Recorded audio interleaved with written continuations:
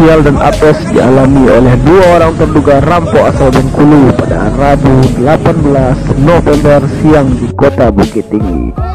Kedua bandit jalanan yang masing-masing berinisial R 27 tahun dan A 35 tahun berniat melakukan aksi percobaan perampokan harus mengalami nasib ngenes. Pasalnya calon korban yang akan merampok merupakan salah satu anggota Reskrim Polres Bukit Tinggi. Hasil bukan duit yang didapatkan dari korban, tapi malah borgol yang mereka dapatkan dari korbannya.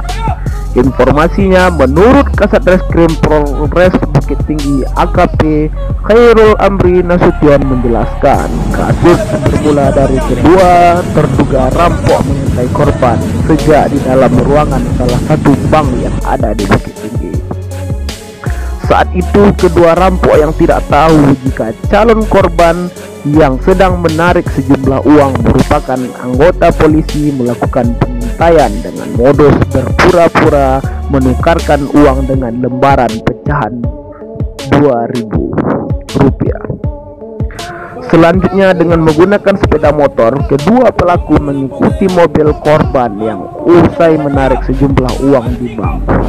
Sementara itu, korban yang merupakan seorang anggota reskrim sadar telah diikuti dan diikuti oleh kedua rampok.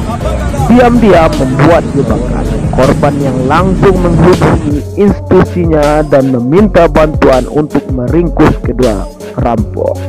Setelah koordinasi selesai dilakukan dan anggota reskrim Polres Bukit Tinggi sudah bergerak dan turun ke lapangan. Sesampai di kawasan Pasar Bantu, korban tiba-tiba langsung berhenti dan turun dari mobilnya dan menyetop motor yang dikendarai dua rampok. Mulanya kedua rampok yang sempat dihentikan oleh korban sempat melakukan perlawanan, namun upaya perlawanan itu hanya sesaat saja.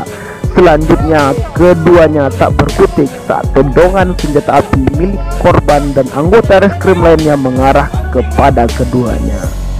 Keduanya pasrah saat tangan mereka diborgol. Sementara itu di jari salah satu rampok tersebut ditemukan sebuah cincin berujung runcing yang diduga digunakan untuk memecahkan kaca mobil.